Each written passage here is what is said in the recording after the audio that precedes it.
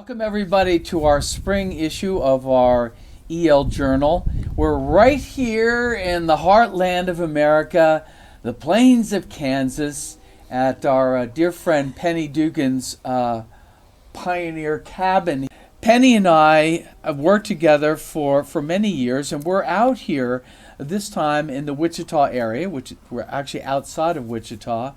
And we were here doing a healing equipping seminar for Penny and her ministry in New Jerusalem Ministries.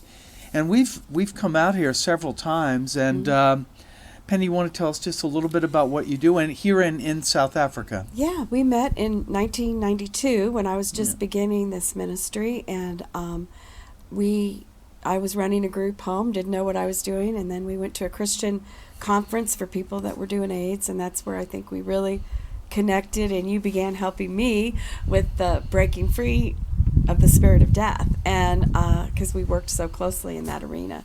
Since then, we've run homeless shelters, and we've opened a hospice in South Africa called Ugukanya Life Care Center. It's in an area outside of Durban that's got 500,000 people, and 49% are HIV positive. So I've had the privilege of going with you or meeting you there. Fearless, yes.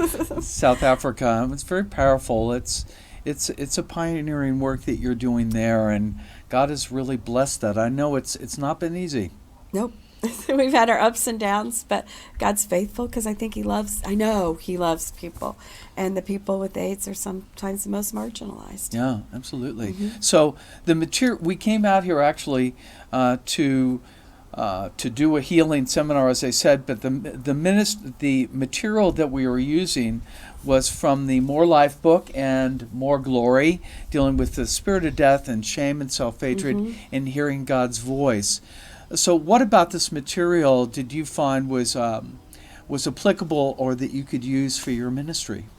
Well, I know how much it helped me in the early days when you were starting with Embracing Life before you even got into the More series and Breaking Free. And I just thought the knowledge of understanding the influences of death for people that are working in this kind of arena or really in impoverished areas around the world was important for missionaries.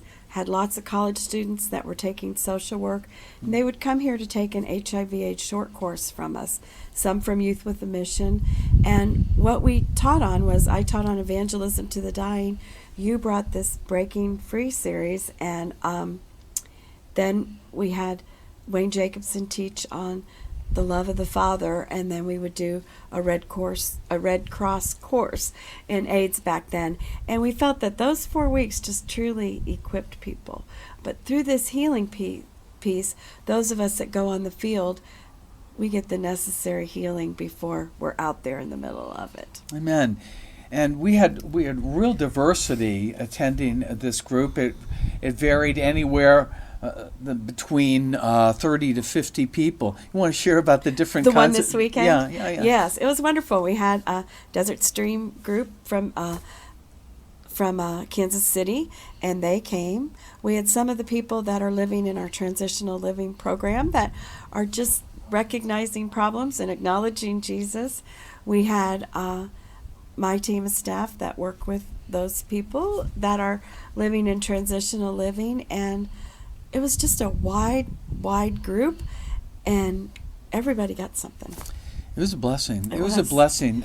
When we were looking out during the hours of teaching, you could these faces were all very eager to receive, and it didn't matter where they were coming from, the guys from your program or the Desert Stream folks who are very seasoned in healing ministries.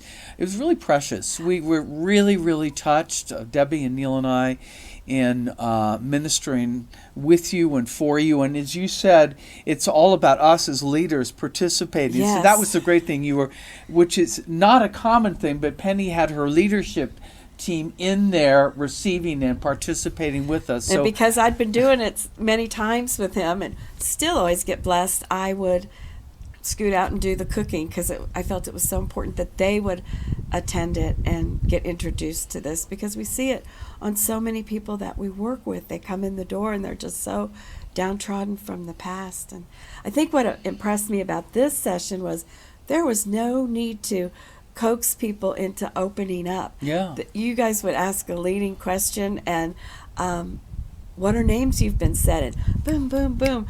Every group that I just named, people were wide open to sharing their hurts and their pains, and it was a blessing. They were a delight. They were a delight. And that's what it's all about. Our programs are healing discipleship tools that are simple, practical, and they are really easy to do in your own home environment or in a church home group too. So that being said, I want to thank you so much, you dear friend, for having us out after all these years. And we urge you, as we always do in these videos, to go and look at the articles, see the announcements of upcoming conferences that we're doing. Just to remind you again, it really is happening. We're in the process of doing the first draft of More Hope, a guide for women emerging from the shadow of breast cancer. We'll be doing a beta group soon, and it has to be in to the publishers in just a few months in the summer. So it is coming up. So hold on. That's coming up in the More series. So God bless you, folks. We look forward to interacting with you guys in the months intervening before we come out with our Summer's End issue of the EL Journal. So God bless you.